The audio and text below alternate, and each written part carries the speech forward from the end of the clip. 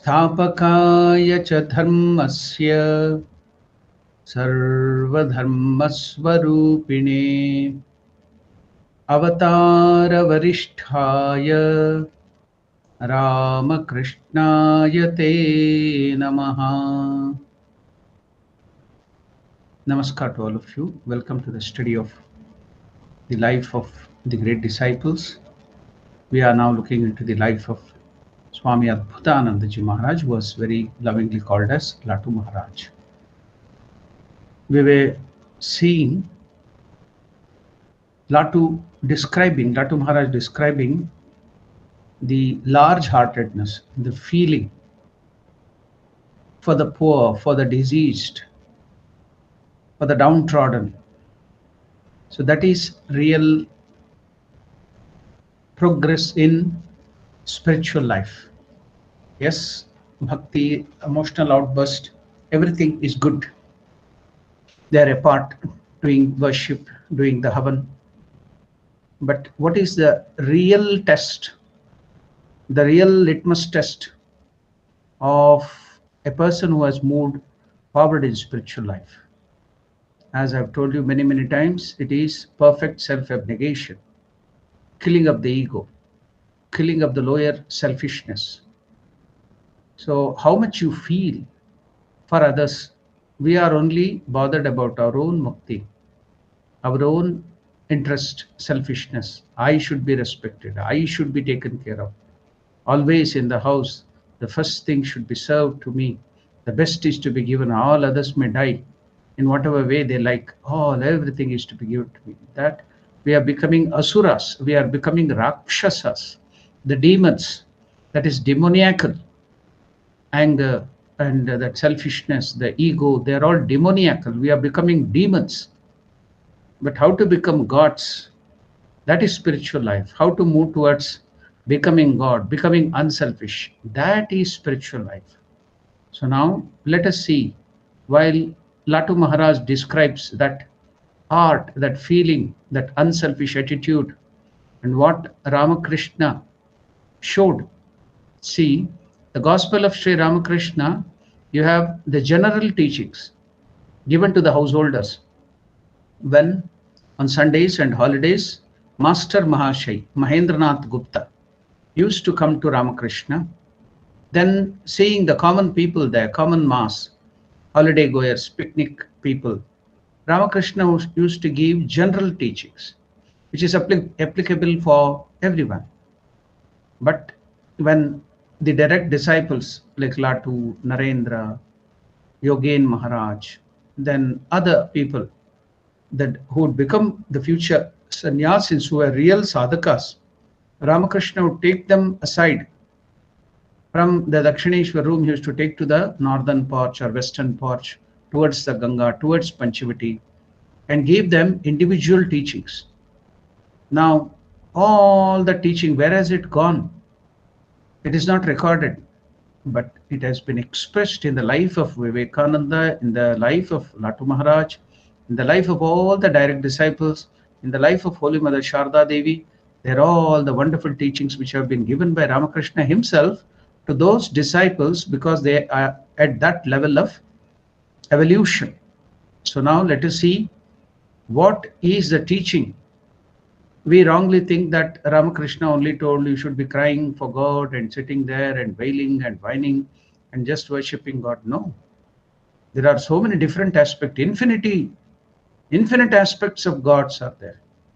What are those wonderful liberal attitude and wonderful spiritual moods we can see here in Swami Vivekananda expressed? It was taught, given by Ramakrishna himself, none other than Ramakrishna. Let us see that wonderful heart, the wonderful spiritual attitude and progress of Swami Vivekananda in the words of Latu Maharaj. On 1st May 1897, Vivekananda established the Ramakrishna mission at Balram Babu's residence, which we are celebrating now. 125 years has elapsed after that, in Calcutta, in Balram Babu's residence. So Latu Maharaj was also present there at that meeting, and he recalled, Brother Jogin, that is Swami Yogananda, told Swami Vivekananda, Naren, holding meetings, delivering lectures, philanthropic activities, that is going and helping the poor people and working in the hospital. These are all Western ideas that only leads to development of the ego. Did our master, that is Ramakrishna, teach us these things? He never he taught us all these things. He told only to go and meditate and think of God and realize God. He never told all these things. So whatever are you doing, is it your own idea or given by Ramakrishna Paramahamsa? So when Yogin intervened and told all these things, did the master Ramakrishna teach us all these things? Swamiji grew very serious and he said, Yogin, how do you know that these are not the master's ideas? Infinite are his ideas. Infinite were his moods and bhava, the spiritual moods. Infinite are the ideas of Sri Ramakrishna. Do you want to limit that infinite ideas of Ramakrishna within the bounds of your narrow intellect? Do you think what you have understood Ramakrishna is the only thing? No. Ramakrishna's aspect is infinite. I will not allow that. I will break down any limitations and broadcast his liberal ideas to the world. He never asked me to preach and worship simply the photographs of gods and goddesses or Ramakrishna or Mother Sharda Devi, but meditation, following the ideals, what the teachings Sri Ramakrishna has given, that is to be brought into our life, putting ourselves into the mold of Ramakrishna's teaching, not simply just worshipping the photograph of Ramakrishna, but it is bringing the teachings, those wonderful ideas into our life and also trying the other people to give that in their life. That is the real way of following Ramakrishna.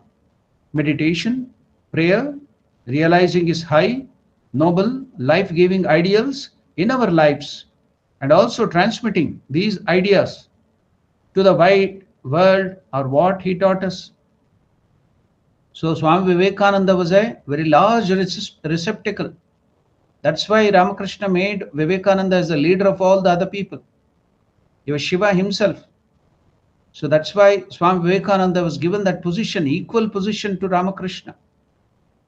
So Vivekananda could understand completely what Ramakrishna is there.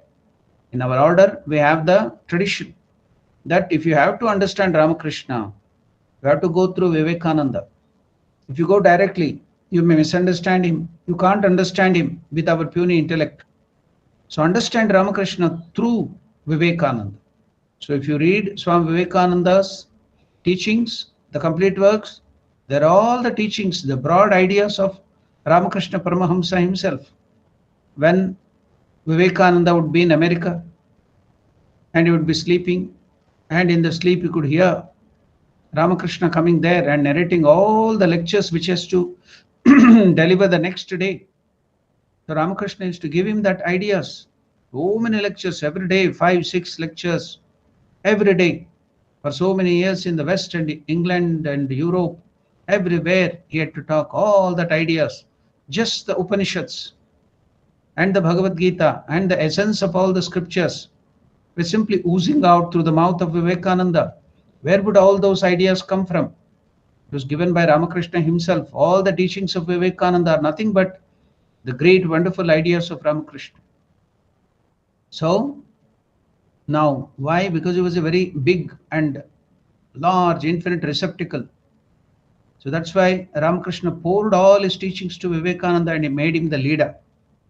So now that Vivekananda is telling, I will not allow to put Ramakrishna into the narrow ideas. I will break down any limitations and broadcast his liberal ideas to the world. Ramakrishna never asked me to preach the worship of his photograph. Meditation, prayer, realizing his high ideal, noble life-giving ideals in our own lives and transmitting these ideas to the wide world are what he taught us. Now, Latu Maharaj was a contemplative. So that is what We see in the Hindu tradition of monks, just sit and meditate, nothing else. Beg your arms, go around here and there, don't be attached to anything. So, similarly, Latu Maharaj, in a traditional way, was a contemplative, not an active person. So, Latu Maharaj also asked Swami Vivekananda humbly one day, another day. So, on that particular day, on the day of starting the Ramakrishna mission and Mutt in 1897, 1st May, just few days have elapsed. We celebrated it too in a different way. Now, after few days, Latu Maharaj also asked, he too had these doubts like Yogin Maharaj. He humbly asked Swami Vivekananda, Brother Lorraine, why have you started all these activities?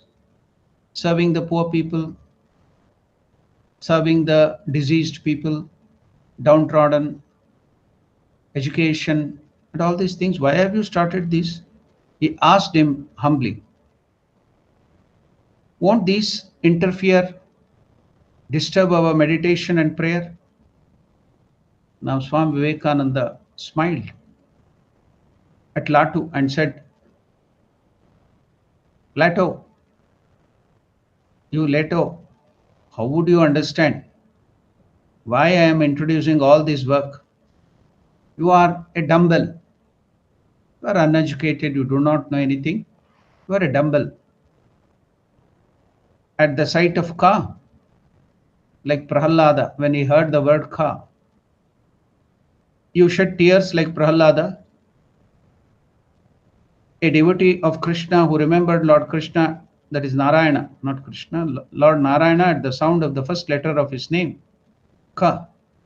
You are all emotional devotees. What do you understand of these ideas? You can only whine like babies. You think you can attain liberation through simply crying, and that on the last day the Master will come to take you to heaven, and there you will enjoy your heart's content. And those who are studying the scriptures for knowledge, who are working to educate people in the path of righteousness and to serve the people who are downtrodden, who are poor, who are diseased, who are distressed, will all go to hell. Do you think they will go to hell because all these works are Maya in the Maya? What a grand idea. Do you think that selfish or puny ideas of yours are very great? To do good to mankind. That to do good to mankind is an unnecessary bother, and that one cannot attain God through these troublesome activities? These are your views, isn't it? As if God realization were very, very easy. You call on God and He is a commodity, and you cry to Him and here He comes.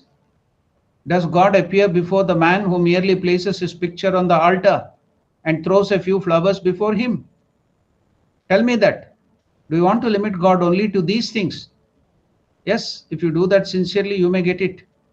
But are you limiting these things, that the people who will serve the poor people, the people who are educating, those who have sacrificed their lives for the others, they will not go to heaven, they will go to hell, they are working in Maya?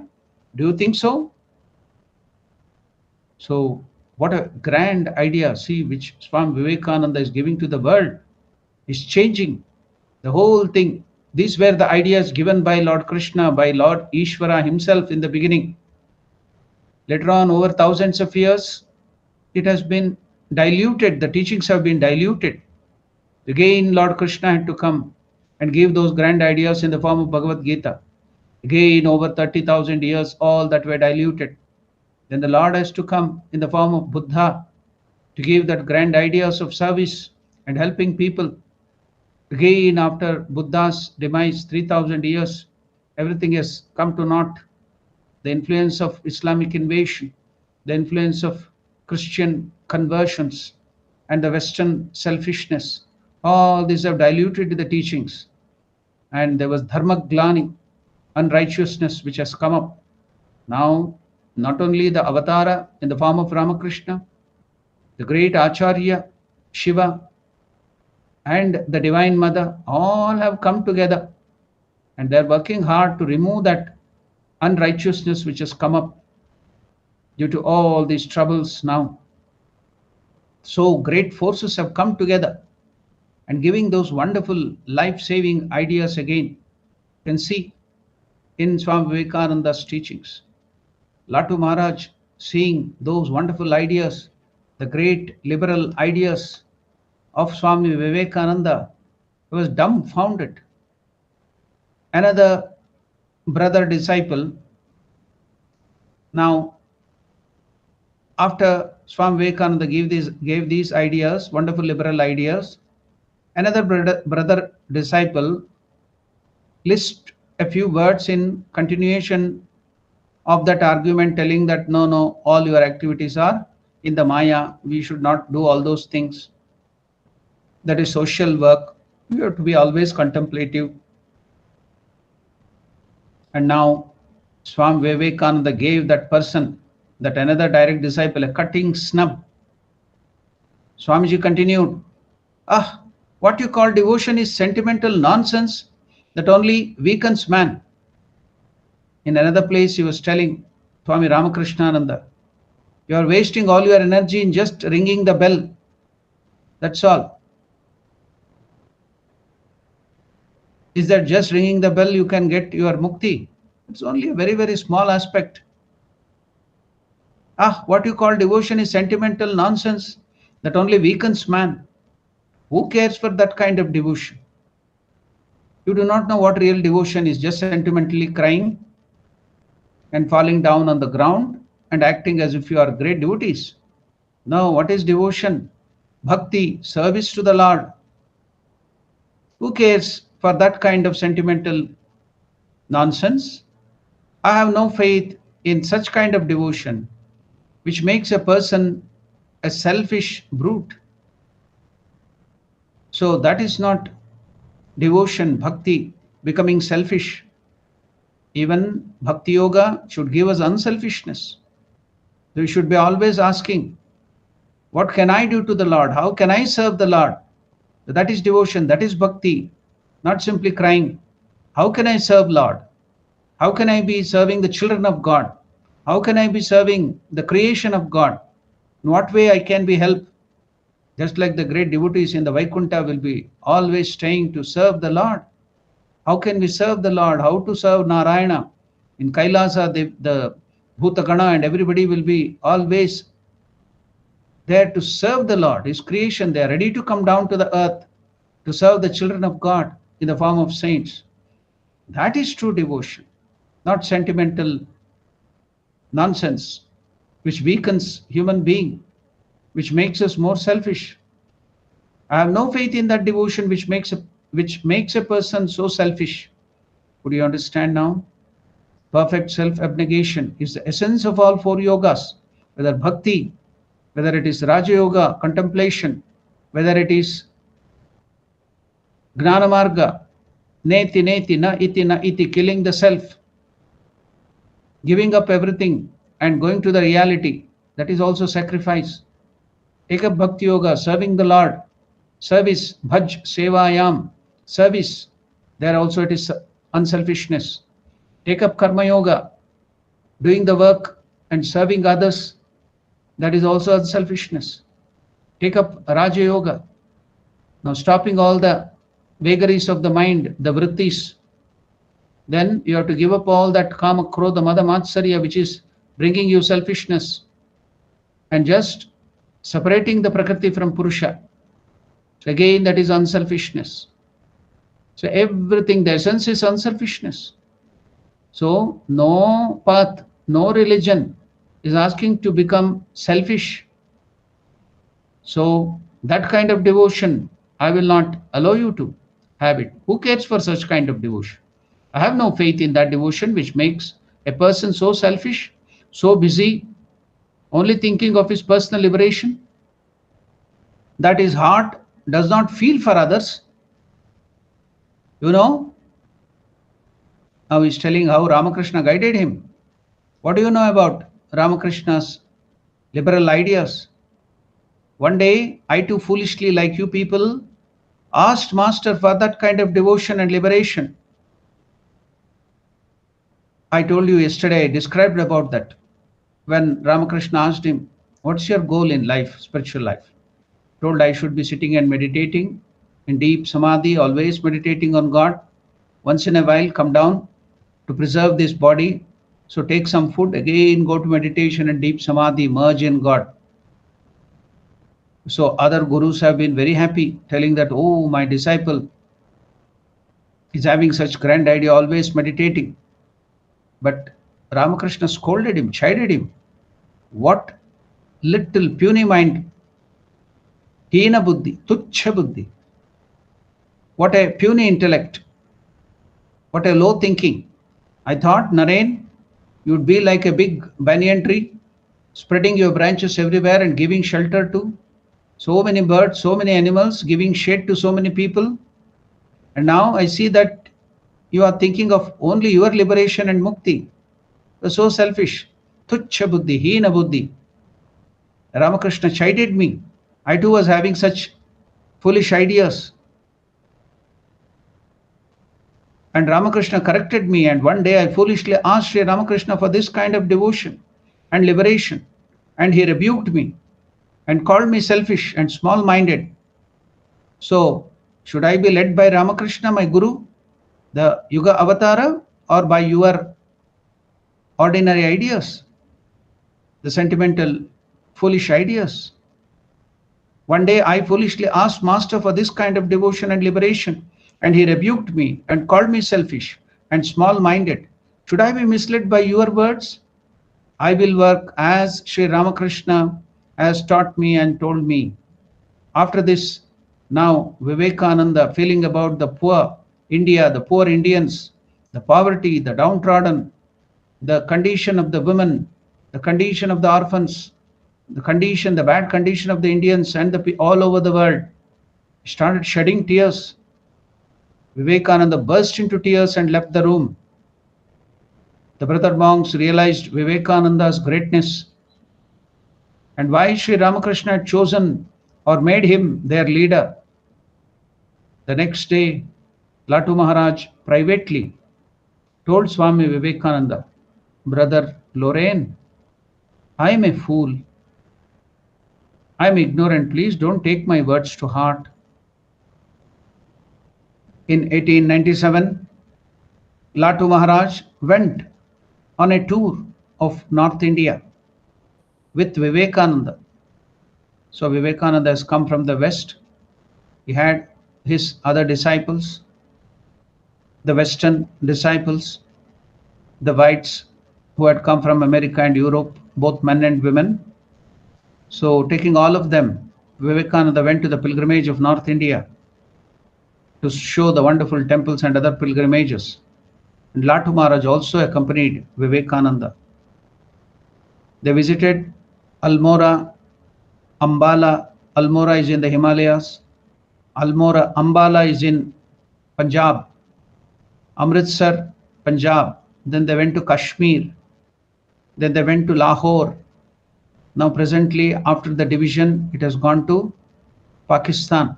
But then it was a part of India, undivided India. Lahore is the place where Rama's son Lava ruled. So that's why it gets the name Lahore. Now everything has gone to Pakistan. Then Dehradun in the Himalayas. So the Britishers couldn't pronounce Dronadhara. There is a waterfalls there, which is called, a big waterfalls in the Himalayan mountains called Dronadhara. The British couldn't pronounce it, so they made it as Dehradun. Then Delhi, which was the capital where the Pandavas, the Kauravas, they ruled. That was called Hastinavati, Hastinapura. Then the Musalman rulers gave it the name Delhi. It was Hastinavati or Hastinapura. Even now you can find that place, Hastinapur. Then Alwar in Rajasthan, Khetri in Rajasthan, and Jaipur all in Rajasthan.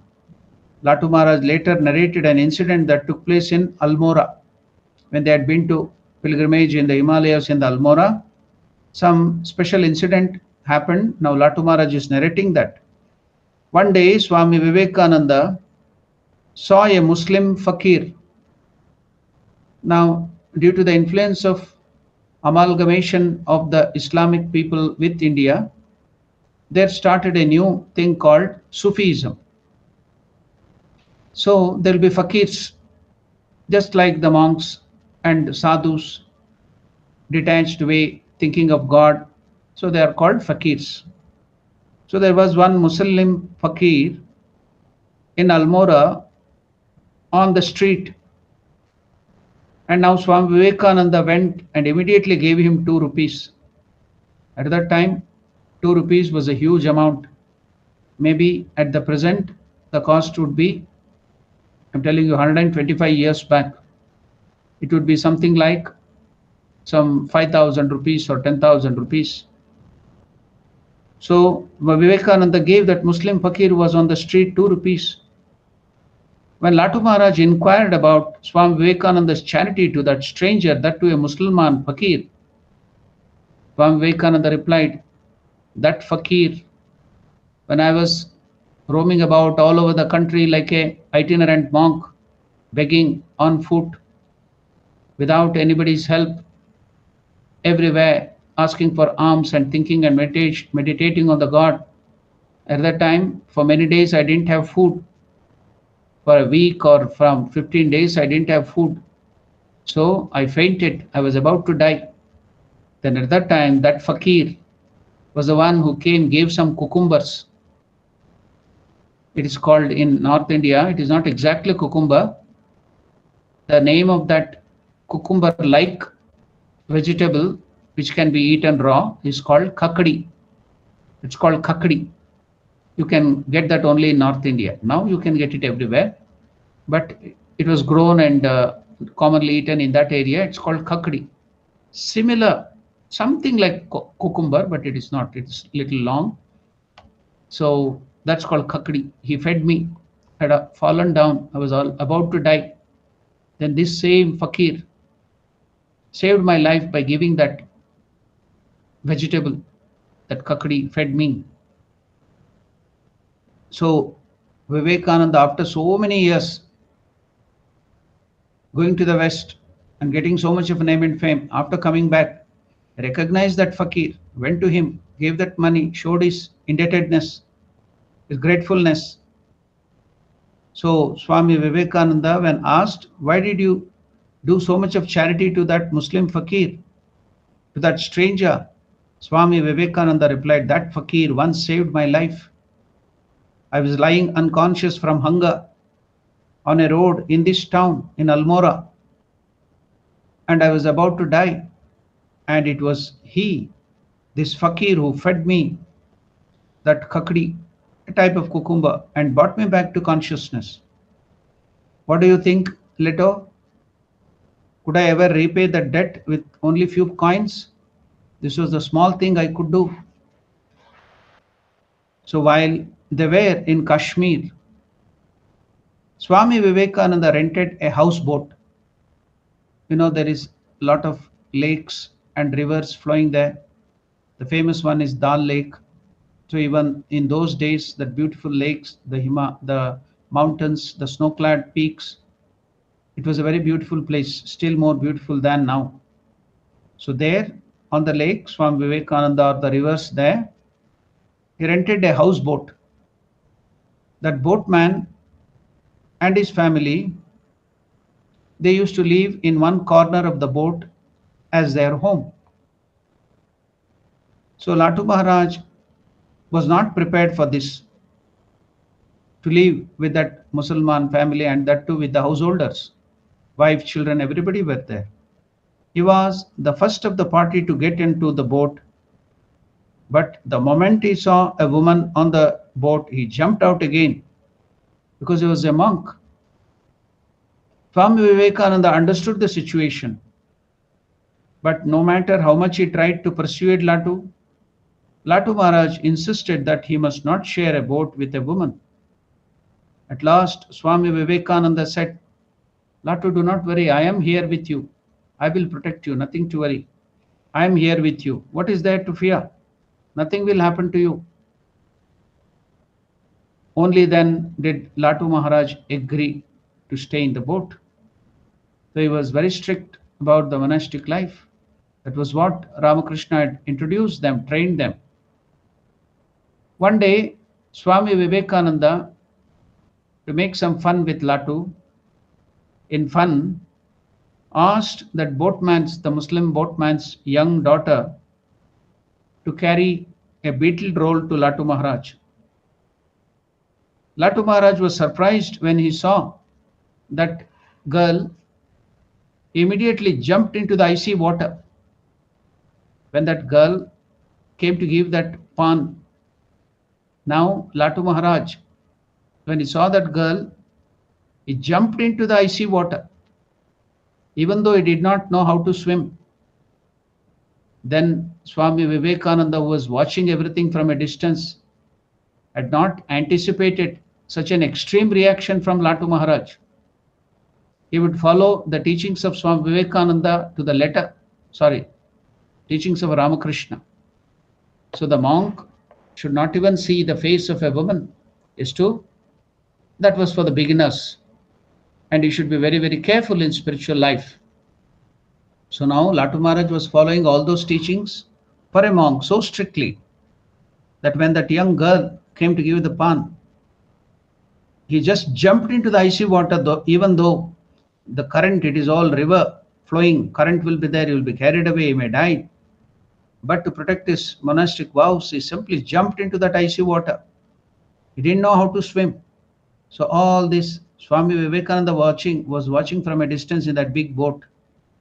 So Swamiji never expected that Latu Maharaj will anticipate such an extreme reaction.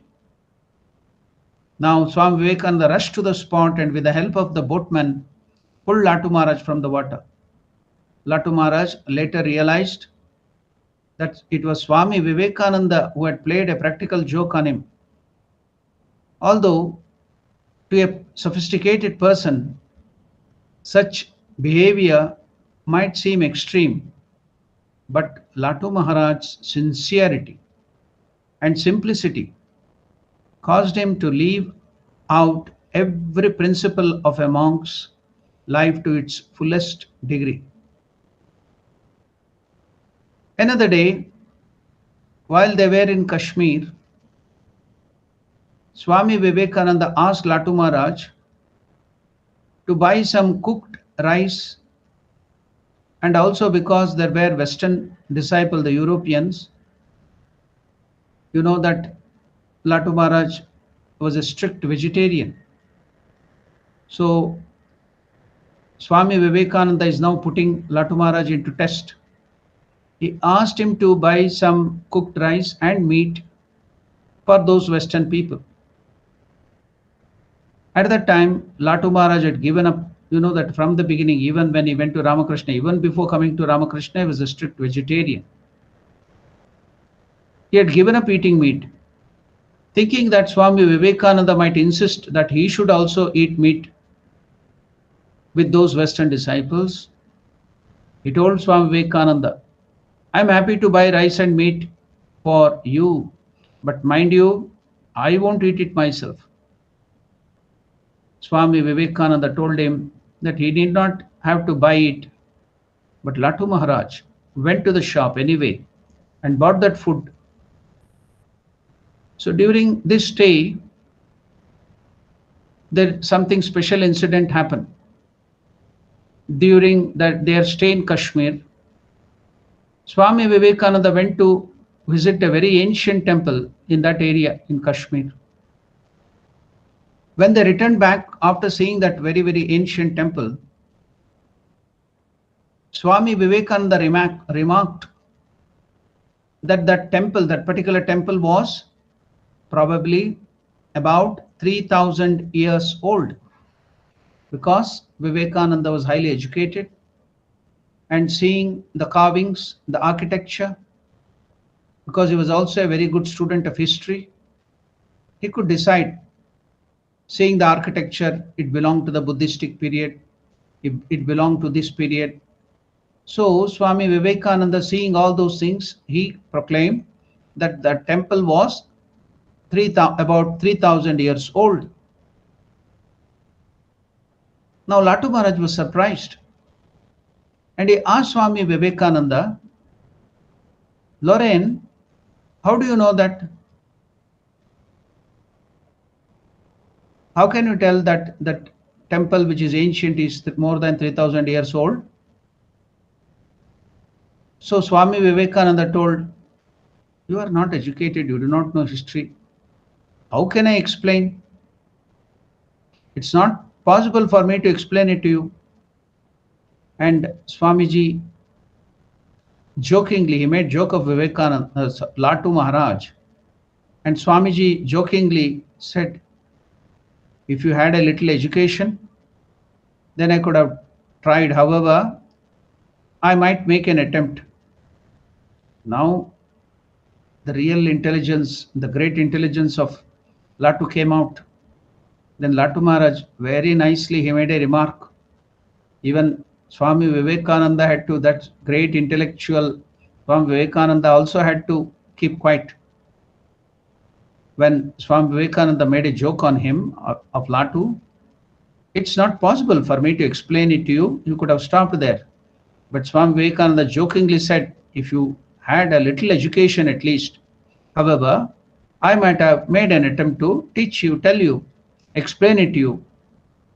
Now Latu Maharaj replied, oh, I see now. I understand the depth of your scholarship. It is so deep, Vivekananda Narayan. Your scholarship, your intelligence is so deep that it cannot rise to explain this to an ordinary fool like myself. What is the use of your intellect? It is for the common man. All the other intelligent people who are highly educated, they can understand it themselves. They don't need your intelligence. What is the use of your intelligence if that intelligence is not used to come down to the level of the ordinary person, a fool like me?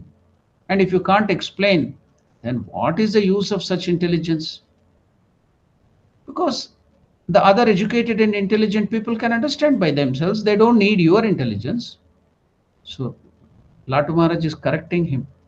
What is the use of our intelligence and education? It should help the poor people, the uneducated people, those who do not have that knowledge, to give them knowledge.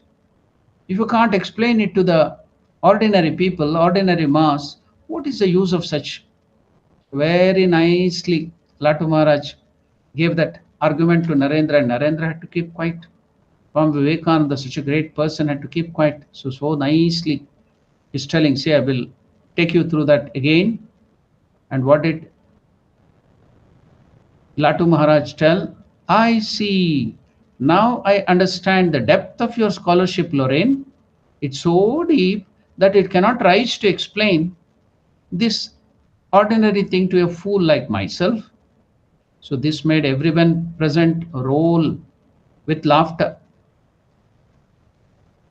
One day, Latu Maharaj recalled what happened in Delhi. When they were in Delhi, Latu Maharaj is recalling, he is telling, one day in Delhi, a man came to Swami Vivekananda and asked, Sir, I practice so much japa, counting the beats, taking the name of the Lord, and meditation, but I do not see the light. But yet, or still I do not see the light. To which Swami Vivekananda replied to that person, you are reciting prayers and hymns in Sanskrit without knowing the meaning, like a parrot. Instead, pray to God with real longing in your mother tongue. Then you will see the light. When you are praying, just if you chant the Sanskrit mantras, yes, there will be effect. Definitely, the Sanskrit mantras, the Samskrita mantras have effect. But you are just repeating it like a parrot. it becomes mechanical. What is the use of that? So when that person in Delhi asked Swami Vivekananda, I practice so much of japa and meditation, but I still do not see the light.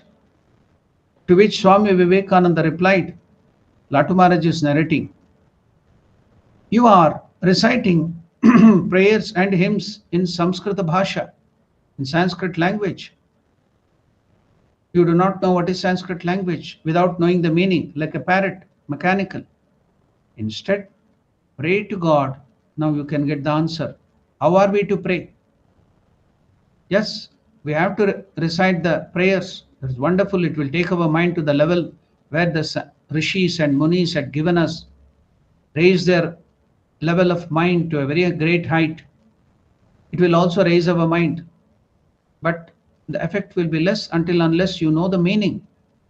So Vivekananda is telling, while we chant the mantra, we should also know the meaning and feel the meaning. So he's giving a wonderful solution. Now, without knowing the meaning, if you chant the mantras like a parrot, the effect will be less. Instead, pray to God with real longing, vyakulata, real feeling for God. Pray to God with real longing in your own mother tongue. Whatever is your mother tongue, you have been trained up. Suppose here in South Africa, even the Indians are trained up in English only. So naturally that will be every feeling of yours are hidden in that language. Then pray to Lord with longing heart, with the language you know very well, not with an alien language. So pray to God with a longing heart, that is very important, in your mother tongue. Then you will see the light. Now, after this Delhi, at another place called Khetri, Latu Maharaj talked with Raja Ajit Singh. Raja Ajit Singh had become the disciple of Swami Vivekananda, and he was a great ardent devotee and follower of Swami Vivekananda. He was one of the person who helped Swami Vivekananda go to the West.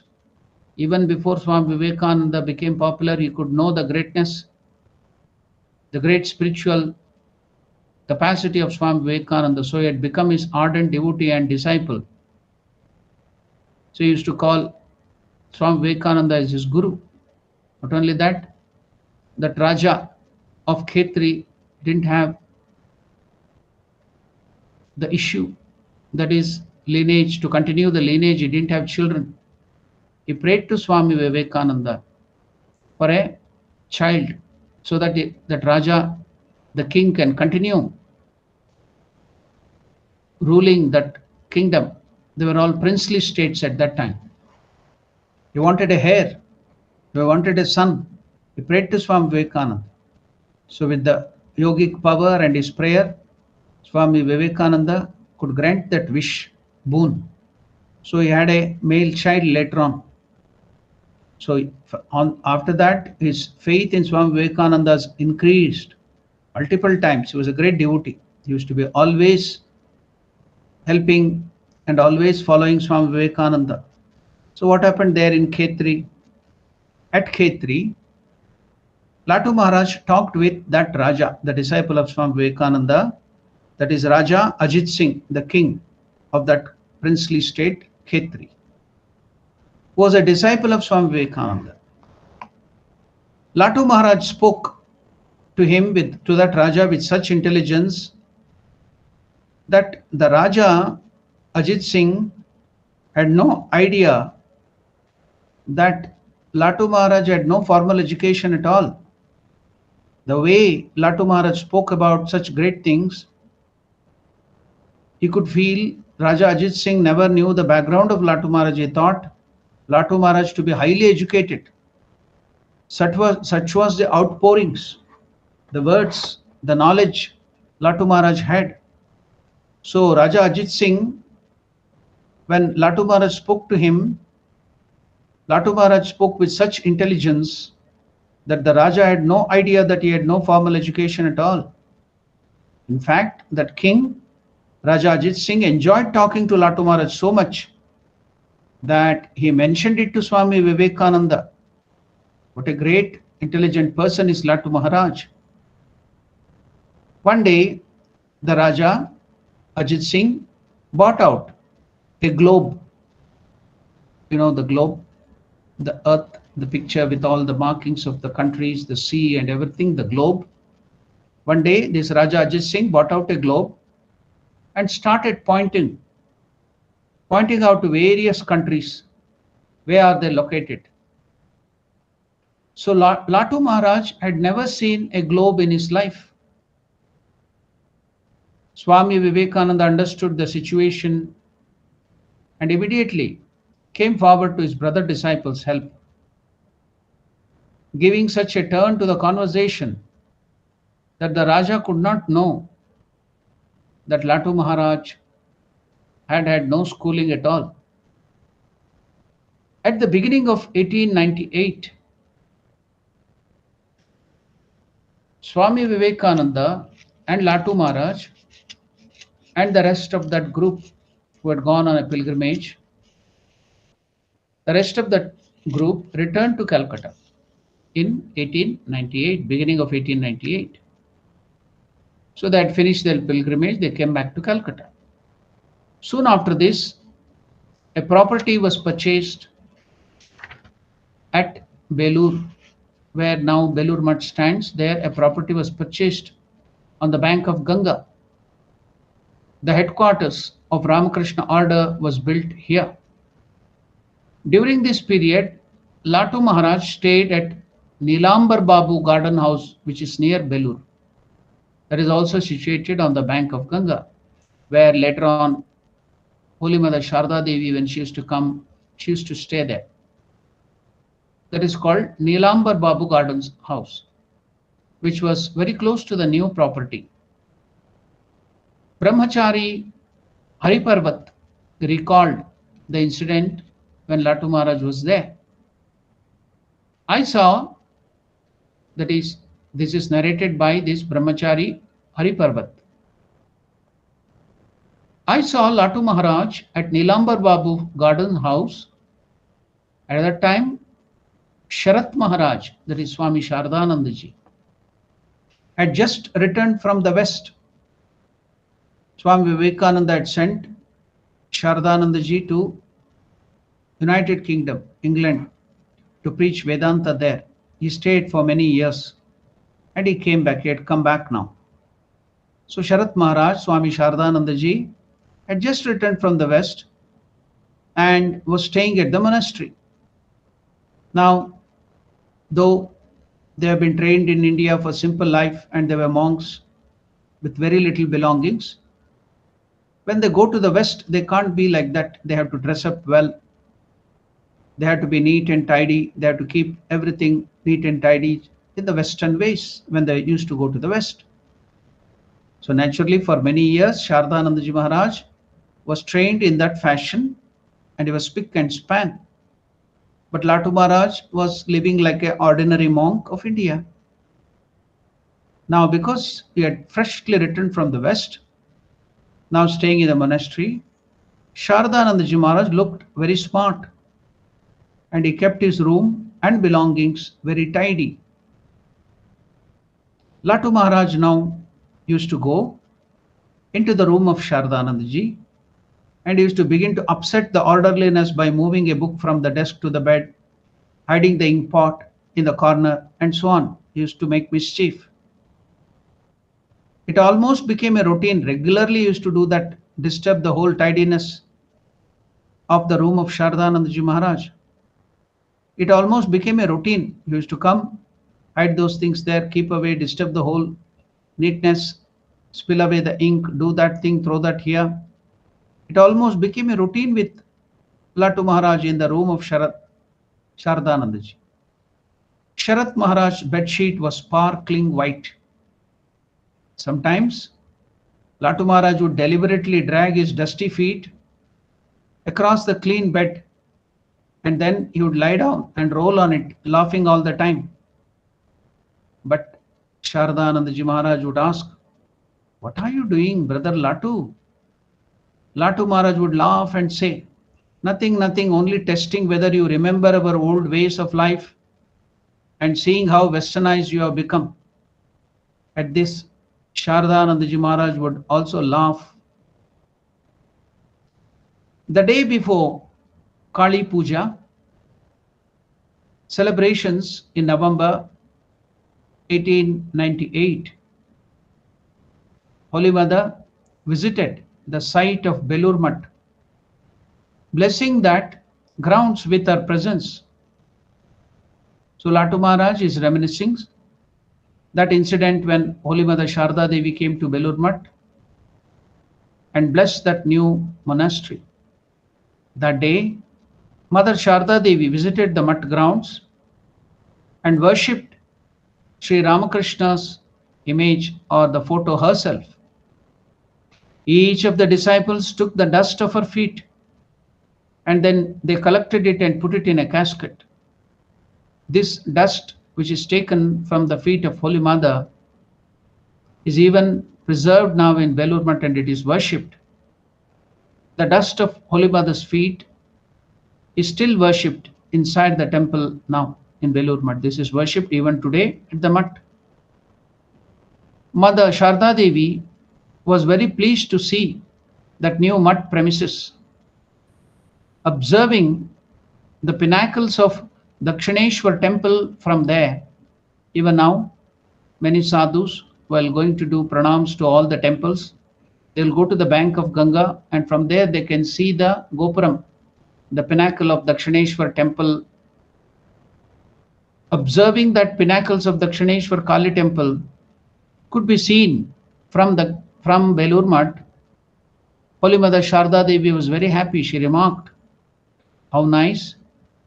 People coming here will see Dakshineshwar too and will remember Sri Ramakrishna's divine play." We were all present on the day of consecration, 9th December 1898, Belur Mutt consecration day. Said Latu Maharaj, "Brother Lorraine, Vivekananda carried the urn. Ramakrishna had promised, Narain, wherever you will carry me and place, I will stay there and bless everybody coming to that place." Ramakrishna had promised, wherever you carry me and place me, I will stay there. So now remembering those words, Swami Vivekananda himself personally took the urn, the pot, the metal pot in which Ramakrishna's relics were there. He carried on his head himself, remembering those words of Ramakrishna that wherever you carry me and place me, I will live there.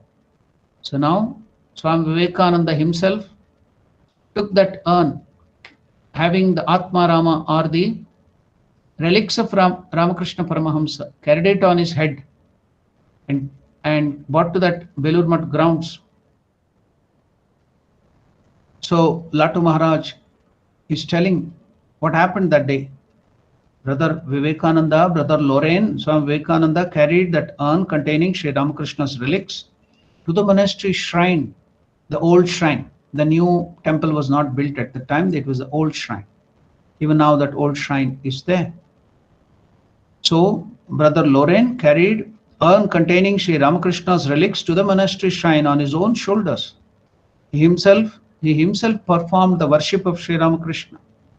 And when it was over, he addressed a few words to all of us. Today, the Master, Sri Ramakrishna, has been installed here in Belur Mutt. Brothers, let Sri Ramakrishna be our guide. He wants only 3 things from us. What does he need? He doesn't ask gold, he doesn't ask anything from us. No property, no money, he doesn't ask anything. But Sri Ramakrishna, our Master, has been installed here. Brothers, let Sri Ramakrishna be our guide. He only wants 3 things from us. carefully here what he wants, Ramakrishna wants from us. Does he want money? Does he want wealth? Does he want costly things from us as offerings? No. What does he want? Swami Vivekananda is telling. So all of us have to give that to Ramakrishna. What is that? Ramakrishna wants only three things from us. What is that? Purity, parishuddhate, purity, simplicity, and Catholicity. What is Catholicity means? Large-heartedness, broad view. Purity, simplicity, and Catholicity. Ramakrishna wants only these three things from us: purity, simplicity, and Catholicity. Do not fail to live up to these three ideals. All faiths and sects must be respected. All religions, all faiths which are leading towards God must be respected and harmonized here in Ramakrishna Mutt. None should be considered subordinate to another. You should respect all religions, you should respect all faiths, all paths towards God. So all the views have to be respected and harmonized here in Belur Mutt or any Ramakrishna Mutt.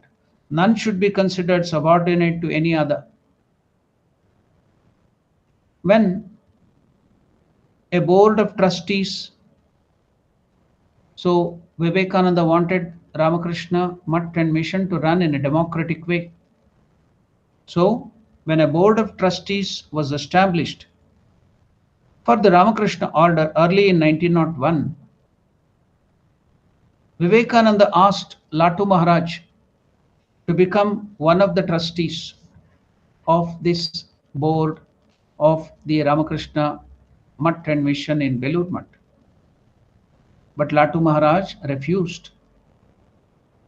I don't want any position or authority. I only want to be a simple monk. I don't want position or authority.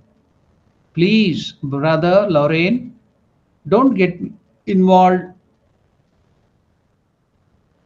Brother Latu, Swami Vivekananda said, please obey me. Put your name down as a trustee. Don't refuse. Now Swami Brahmananda, another direct disciple of Ramakrishna, was called the spiritual son of Ramakrishna, Manasaputra. So Swami Brahmananda also urged Latu Maharaj to do the same. But Latu Maharaj remained firm and said, I don't want to be entangled in anything.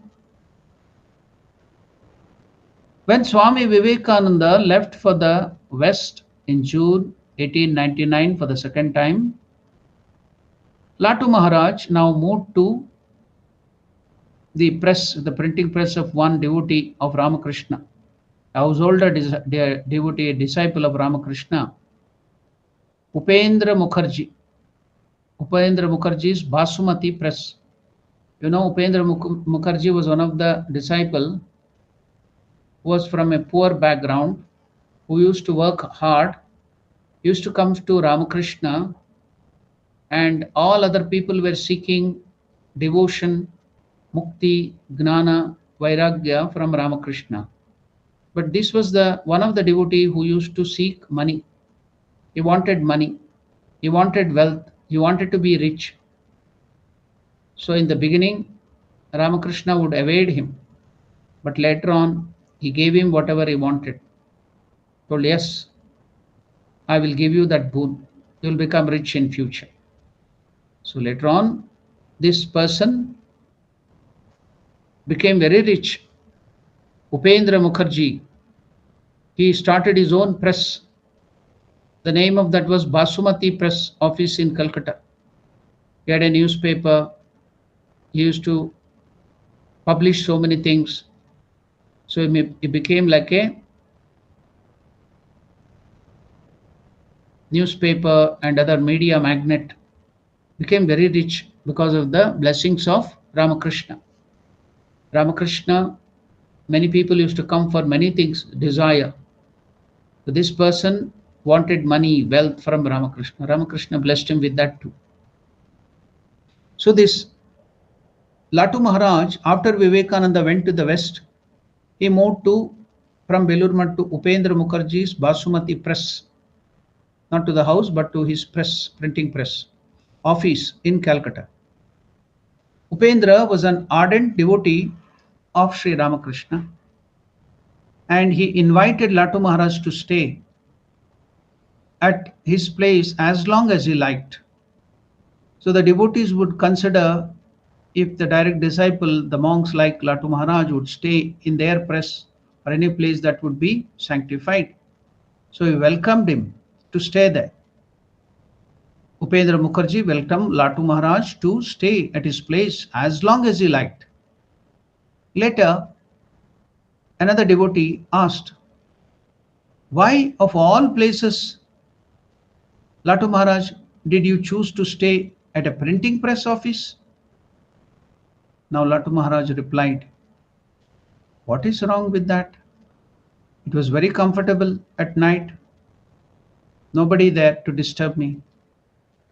I used to spread my blanket on the big wooden boxes which held the paper, and I would lie down there in comfort and meditate." Now the devotee is asking, "But it must have been noisy, Maharaj, the printing press, the mission running there, making a lot of noise." Latu Maharaj replied, "Yes, that's true, but it didn't disturb my meditation.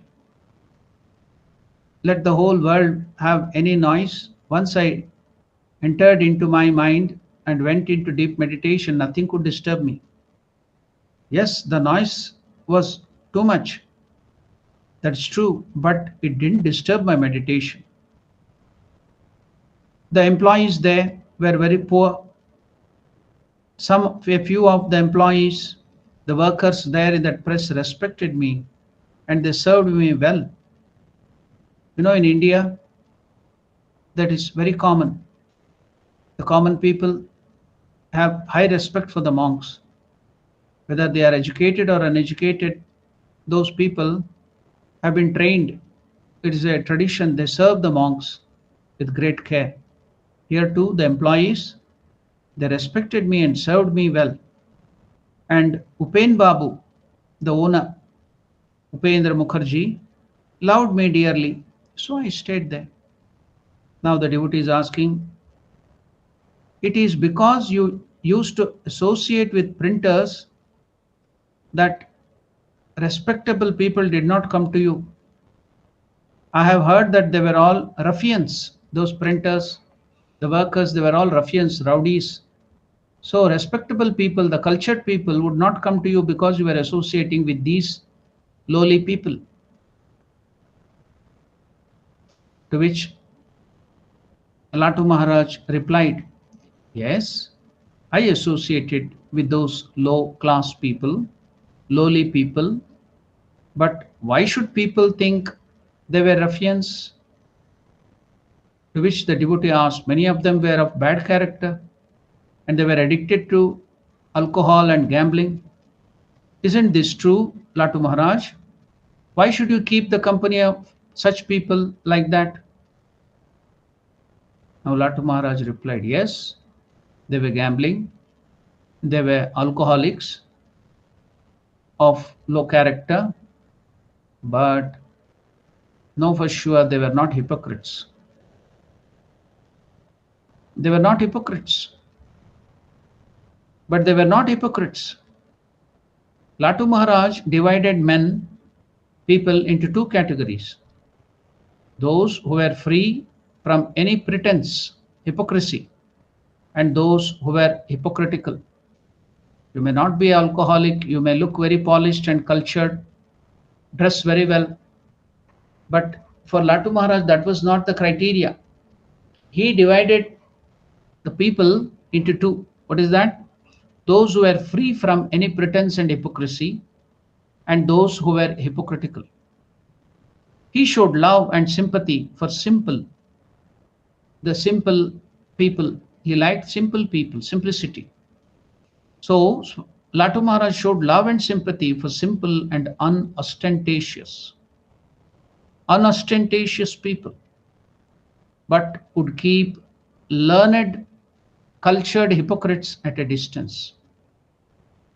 He would serve, he would show love and sympathy for simple and unhypocritical, unostentatious people, but would keep very learned, hypocritical, cultured people at a distance. Sometimes Latu Maharaj would cook some food and feed those poor press workers. Service to the poor. Swami Vivekananda used to tell.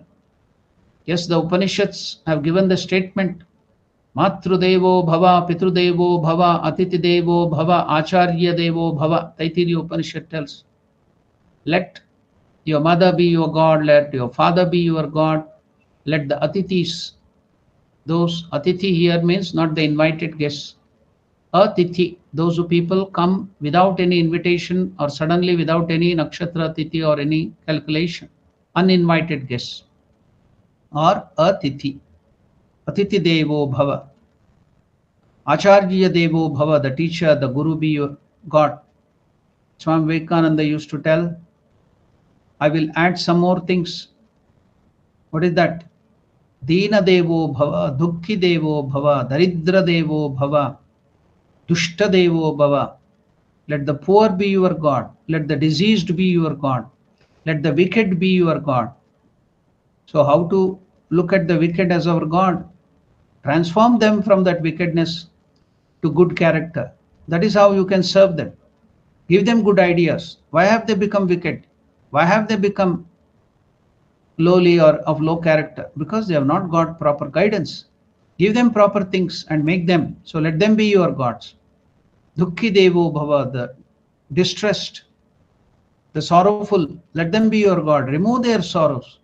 Dina Devo Bhava, the poor, the lowly be your gods. Lift them up. Rogi Devo Bhava, those who are suffering, let them be your God. Serve them. Dushta Devo Bhava, let the bad people, they be your God. Serve them, bring them from that bad nature to good nature. So that was what Swami Vivekananda gave us a call, clarion call. And now Latu Maharaj is following that. Sometimes he would cook himself food and feed these poor press workers. During the day, he stayed on the bank of Ganga, and at night he would stay in the press. Once, in the dead hours of night, Latu Maharaj was heard shouting at the top of his voice. Suddenly in the press, once in the night, dead of the night, maybe at 1 o'clock or 2 o'clock, suddenly Latu Maharaj at the dead of the night started shouting at the peak of his voice. Once, in the dead hours of the night, Latu Maharaj was heard shouting at the top of his voice, "Shut up, you devil! You dare to threaten me, a child of Sri Ramakrishna? Your tricks and threats are useless, be sure of that." Hearing him roaring like this, the workers in the adjacent rooms ran to where he was and found him seated in the heroic posture. What is heroic posture? Virasana, like Hanuman. You know, Hanuman will be sitting with one leg folded down and one leg sitting up, taking up the leg. That is called Virasana.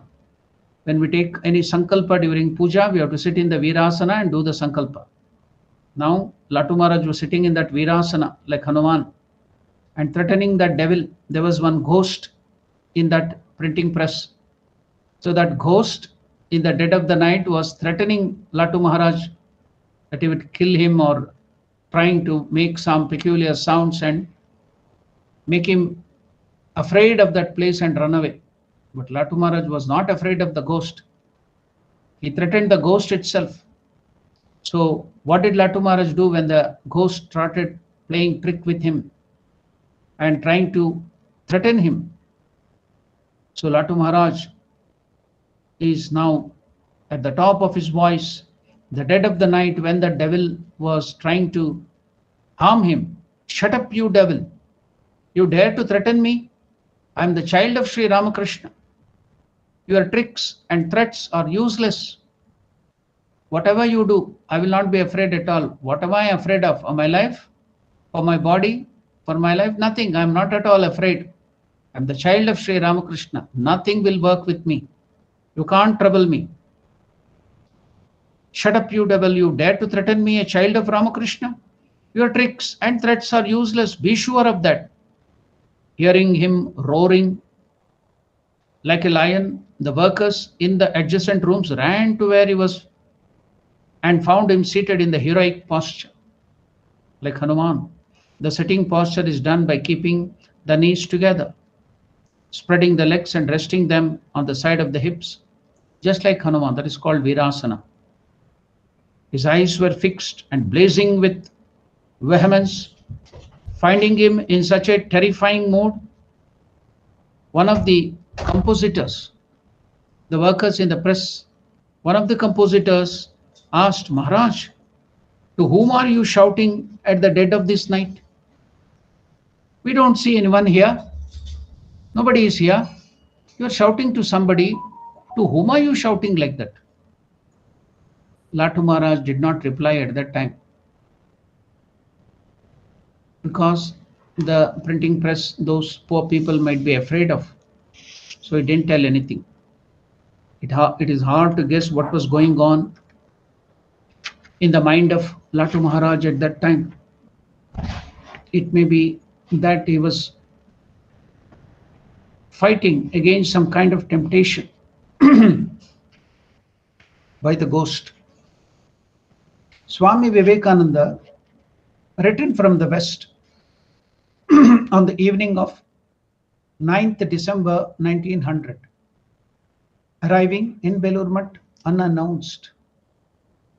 When he had been to the West for the second time, he came back during 1900, December of 1900, 9th December 1900, unannounced.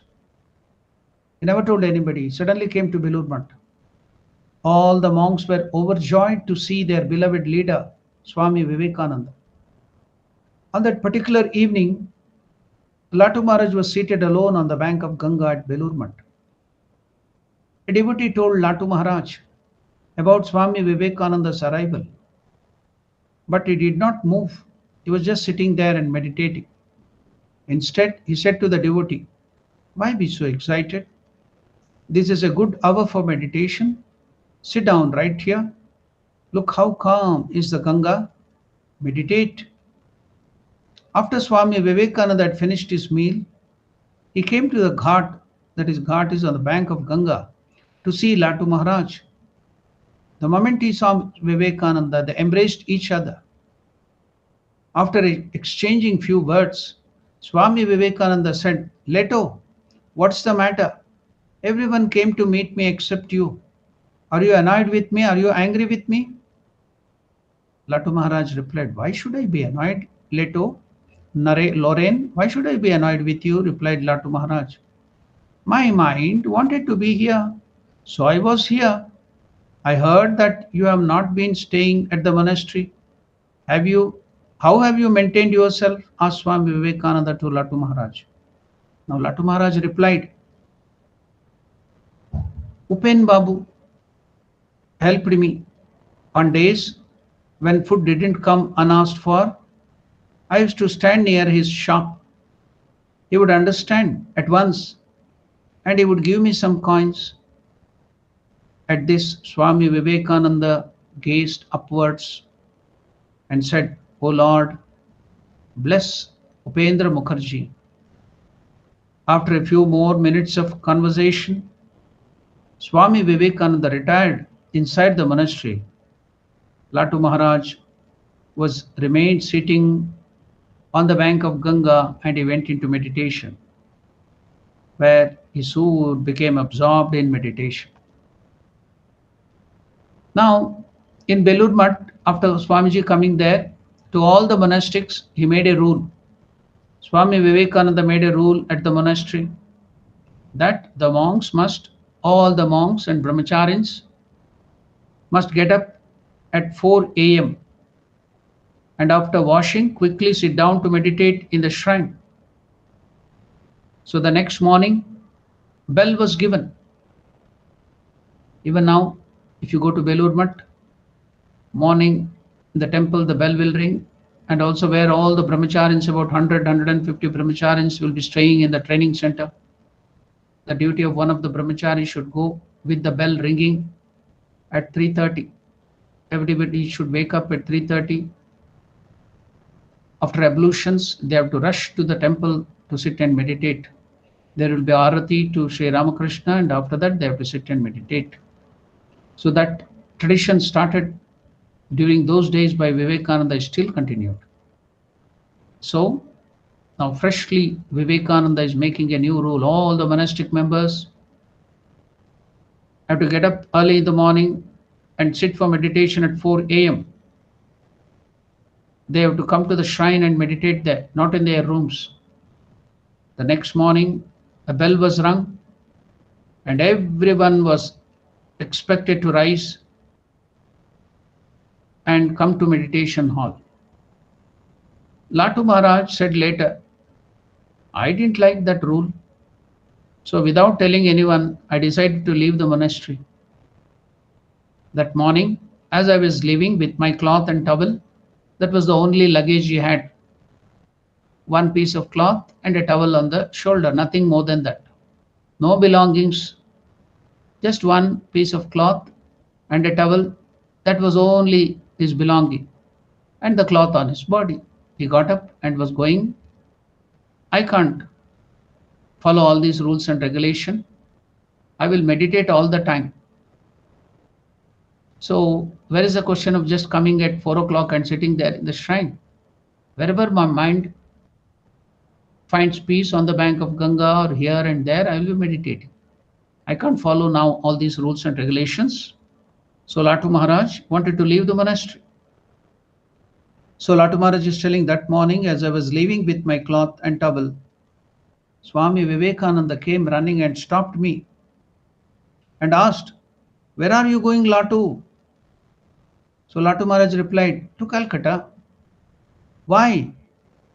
Then Latu Maharaj told him, I told him, you have recently returned from the West and you are introducing new rules and regulations. It will not be easy for me to abide by them. I do not have that degree of control over my mind that it will quiet down to meditate when a bell is rung. Who knows when my mind might become absorbed in meditation? I have not yet reached that state. If you can do it, that's fine. But I have not reached that higher state. When the bell is rung, my mind will be absorbed. I have to wait until the mind is absorbed. Then Swami Vivekananda said to Latu, all right, Latu, you can go. But I had hardly reached the gate. Swami Vivekananda called me and said, Latu, you don't have to observe this rule. You can do as you like. These rules are meant only for the novices. I said, now Latu Maharaj said, now I am glad you are not binding me with these rules. I am glad you said that. And he came back inside to the monastery. So he was not attached to anything. Another time, Latu Maharaj said, Swami Vivekananda wanted to see the monks strong and healthy. So they should be strong and healthy. So he made a rule that every monk and brahmachari should do physical exercise with the instruments like dumbbell and other things. Latu Maharaj, after hearing that from Swami Vivekananda, he's telling, I was at the monastery then. I went to Vivekananda, Lorraine, and asked, brother, what is this? Are we in these old age to do physical exercise at this age? This is impossible for me. Swami Vivekananda broke into laughter and did not say anything to Latu Maharaj. Although Latu Maharaj could not read the scriptures himself, he showed great interest in hearing the scriptures. When the other monks or scholars would explain about the scriptures, read the scriptures like the Upanishad, like the Bhagavad Gita, and narrate it and explain explain the meaning, Ramayana, Mahabharata. Though he was illiterate and couldn't read, but Latu Maharaj showed great interest in hearing those things and would ask others to read it to him. Swami Shuddhananda recalled, a young sadhu at that time, later on became one of the presidents. Swami Shuddhananda ji recalled, I remember an occasion when I slept in the same room with Latu Maharaj. At midnight, Latu Maharaj got up and said, Sudhir, Sudhir. So the pre-monastic name of Swami Shuddhananda was Sudhir. Now at midnight, suddenly Latu Maharaj woke me up when I was sleeping and told, Sudhir, Sudhir, read the Gita, Bhagavad Gita. Can you imagine? He doesn't sleep. He has one over sleeping in the night. He would not sleep, he would be always meditating. Suddenly he gets a mood to read Bhagavad Gita at the mid of the night. And he wakes up Swami Shuddhananda, Sudhir, Sudhir, read the Bhagavad Gita. So now Shuddhananda had to take up the Bhagavad Gita. So I read the Bhagavad Gita to him that night. On another occasion, Latu Maharaj went with Shuddhananda to listen to a class.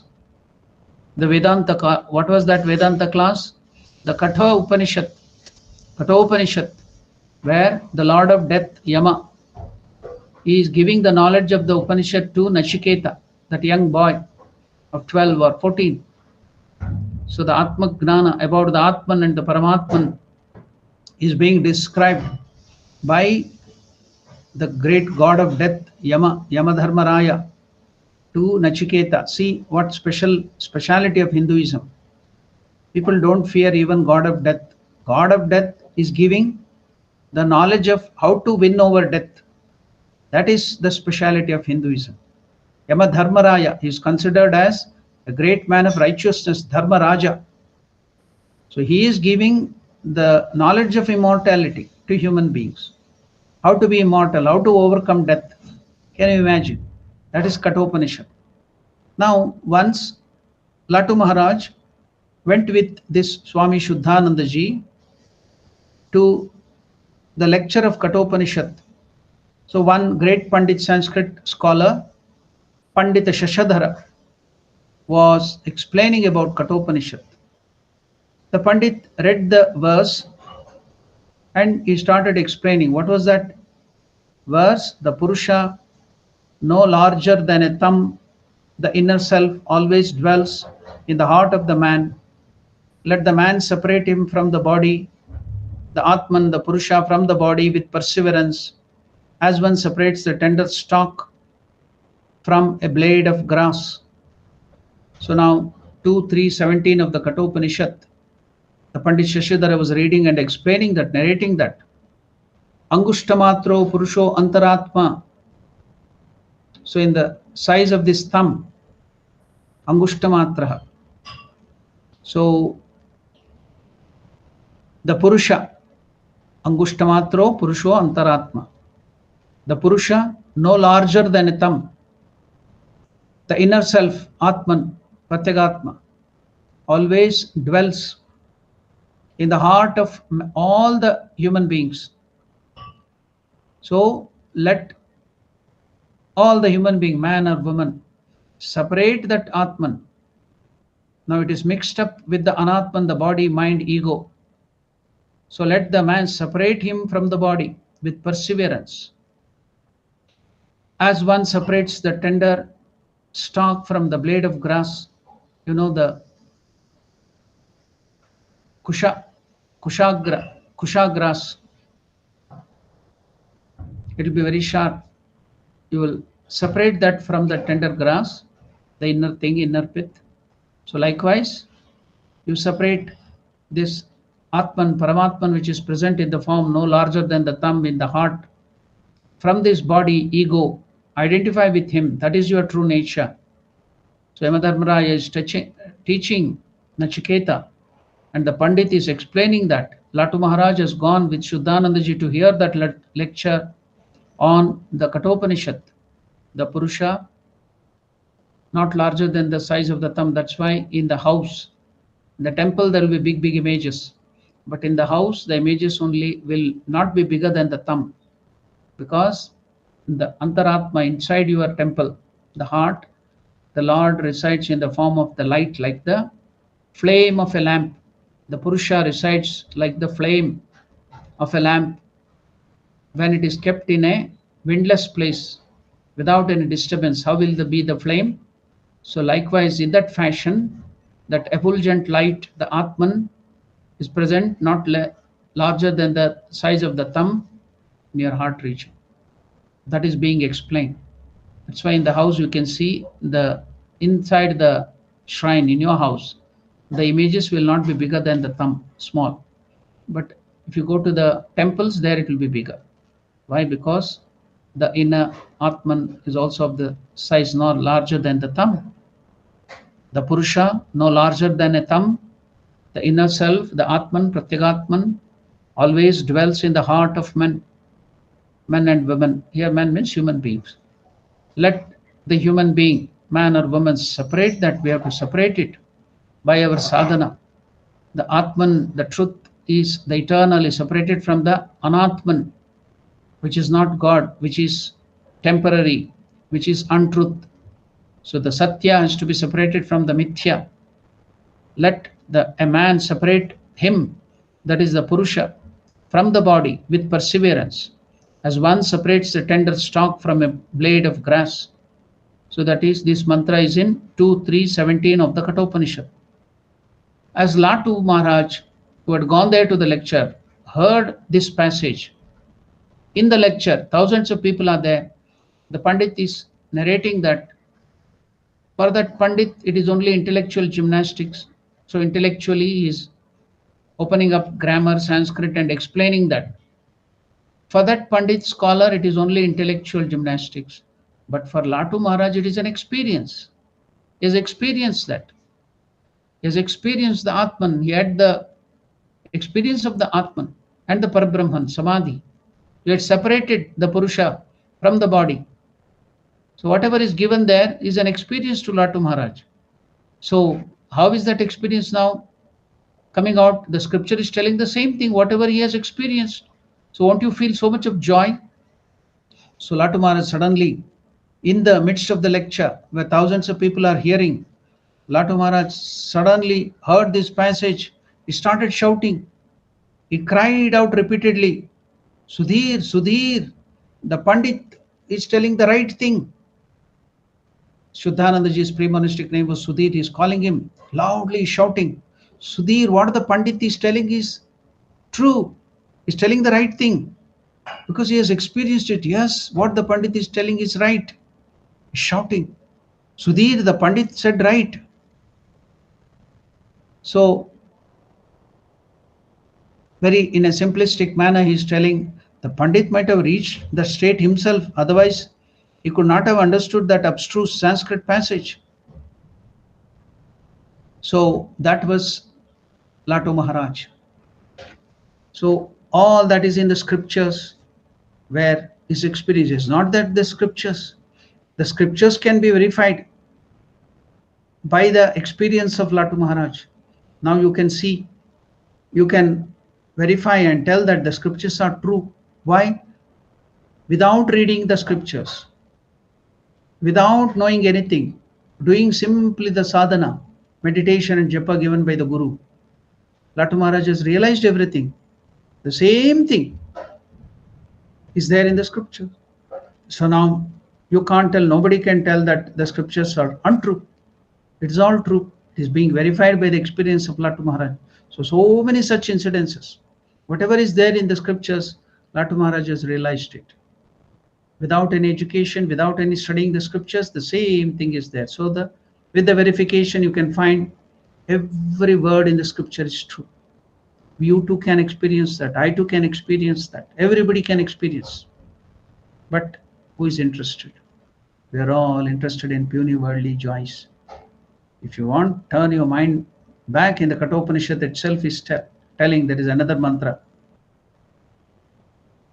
Avrutta chakshuhu amrutatvam icchan kaschid dhiraha pratyagatmanam aikshat avrutta chakshuhu amrutatvam icchan.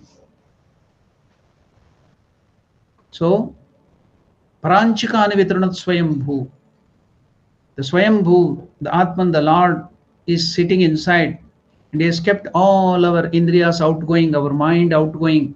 The eye sees outside, the ears hears things outside, the nose smells outside, the tongue eats, tastes which is outside, the skin feels everything outside.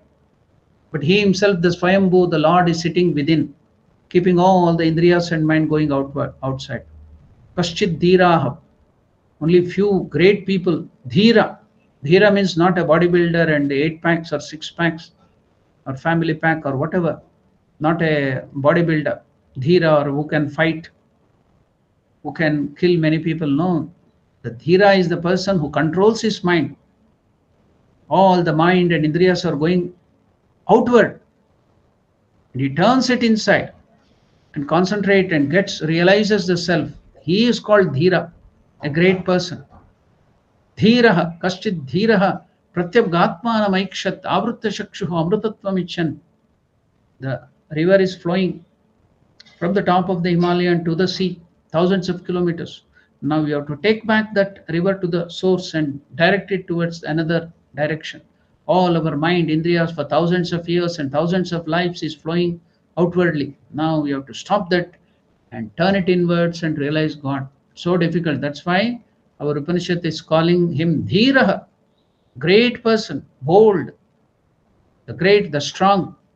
Not simply building some bodies, you will be strong. But control your mind, control your senses and turn it towards God. That is Dhiraha. Kaschid Dhiraha pratyamagatmanam aikshat avrutta chakshuhu amrutatvam icchan. So you will get immortality. So Latu Maharaj has got that immortality. And when the scriptures are being read, he is verifying, yes, I had that experience. What the Pandit is telling is true. What a great revelation. So thrilling to hear. So all of us can realize that if we sincerely follow the words of the Guru and do our sadhana, we too can separate the Atman from the Anatman, realize that Atman and get that immortality and joy. So we'll continue reading the life of Latu Maharaj further. So today is further. Again, we will meet on Sunday morning, Sunday and Monday. Until then, we'll be thinking on that, meditating on that. So if you have any questions, if you have any doubts, you can ask now.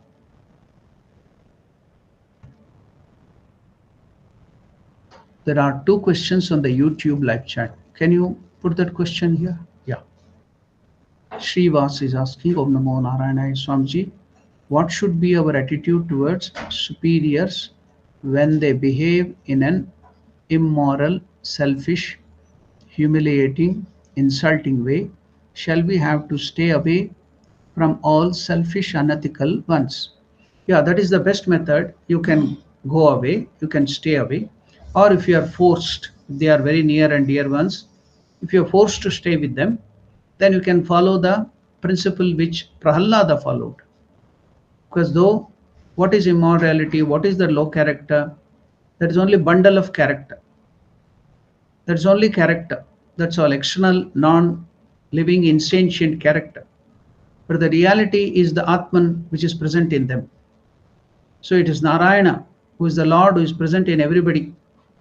Narasya ayanam karoti. Narayana means the Lord who has made the human heart as a living place. So in reality, every living being is Narayana himself or Lord Shiva, whatever, whoever Ishtadevata you call. So you look at that only. Why should we look at the wrong character? If I have fault in me, then with that, everything, suppose I have jaundice, then I look at the whole world yellow because that bile has come to the eyes and I start seeing yellow. So if I have those wrong things in me, I will see only the wrong things outside. Instead of that, you can see the positive things, the Lord in everybody. Prahalada did it. He forgave his own father who was very immoral and very cruel. All the other demons. He was born in the family of demons, Rakshasas, Asuras. But he lived with them, saw only The Lord Narayana is Ishtadevata, and he could forgive everybody.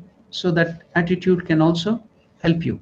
So stay with them, but see only the positive thing, that is the Lord in everybody, and don't see those things. Ignore them, forget. Because see, we have in our intestine excreta, in our bladder, the urine and other things. Are we worried about it? Are we now worrying about it? We ignore. It will be there. That is the nature's call. Sweating, so much of dirt and squalor is there in our own body. Will you go on worrying about it? No. You have to think of the positive, the Lord within. So in other people, whether they are seniors or your near and dear ones, if they are immoral, if they have this thing, possible, go away from them. Or else see only the positive thing. They are only bundle of character. Every human being is what his character is. So why do you look at those negative characters? Instead, the Lord, the reality can be looked at, and you can follow Prahalada's path. Okay, another question is, again from the same person. We have to live with difficult, immature, narrow-minded people. How to live with peace while constantly troubled by them? Thank you, Puja Swamiji. So the same answer. Prahlada was tortured by his father to death. He was put into fire. He was thrown from the peak to be killed. He was being trampled by the elephant. He was poisoned. So what not Prahlada had to undergo by his own father. No person on the earth will have undergone such difficulty like Prahlada by his own kith and kin, by his own relatives, by his own family members, by his own father. But in spite of that, he saw Lord Narayana. When Lord Narayana took the form of the Narasimha and killed his father, and he wanted to punish all others. So before that, Narayana, when he saw, or Narasimha, when he saw this young child Prahlada of 9 or 8 years, he took him on his lap like his own child and showed him love and affection and asked him, "Oh Prahlada, you have taken so much of difficulty for me. You have undergone so much of troubles for me. Ask a boon, I will give you." And what was the boon asked by Prahlada, that young boy of 8 or 9 years? He told, "Oh Lord, forgive my father, give him good status in the heaven. Oh, your father has been forgiven already because he is your father. But ask some boon for you, selfish boon, something for yourself." And Prahlada told, "No, you forgive. If you want to give me, I don't want any boon, I have got you. But if you want to force me to a boon, then forgive all the people who troubled me, who tried to kill me." Then Lord Narayana pretended. So I took this peculiar form of lion, neither a man nor a lion, and all the other things. I came down to kill or punish the wicked who troubled you. And now you are telling to forgive them. Then Prahlada told a wonderful thing. Though Lord knew everything, he pretended ignorance to show what was in the heart of Prahlada to us, so that we can also learn. What did Prahlada tell? "Oh Lord, those who tried to poison me, those who tried to make the snakes bite and kill me, those who tried to put me down from the cliff, those who tried to drown me in the water, those who tried to put me in fire, those who tried to trample me with the elephant, those who tried to hit with the mace and kill me, and everybody who is the person who stayed in their heart and inspired them to do so. Does anything happen without your will? It is you, Lord Narayana, who stays in everybody's heart and make them do all these things. So if I now ask punishment for those people, whom will the punishment go to? To my Ishtadevata, Lord Narayana, who lives in their heart, whom I love more than my prana. So if I ask for punishment for these people, I will be asking punishment for you. How can I ask that? So forgive all of them. That was Prahlada, seeing only God in them. So that is the only remedy. Namo Narayana. That's all. No more questions. Any other questions here in the Google Live? Okay, there are no questions. Then I can conclude with the prayer. Om